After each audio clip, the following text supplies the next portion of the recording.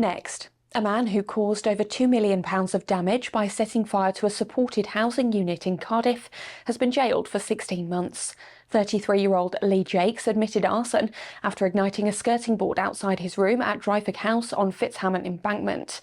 The building had to be evacuated and its roof was badly damaged, but no one was injured. Cardiff Crown Court heard that Jakes, who was under the influence of drugs, claimed he had been trying to burn a cockroach. CCTV footage led to his arrest more than 2 months later.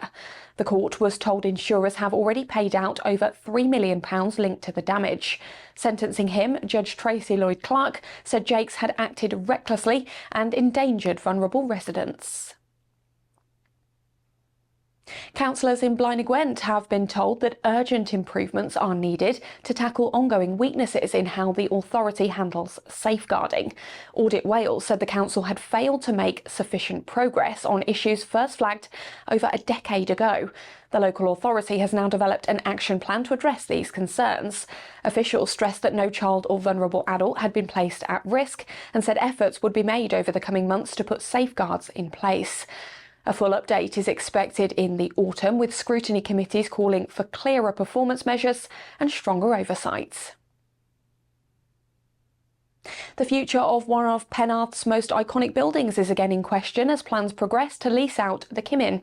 Vale of Glamorgan Council is weighing up proposals for a public-facing cafe or restaurant on the site, which has been closed for years.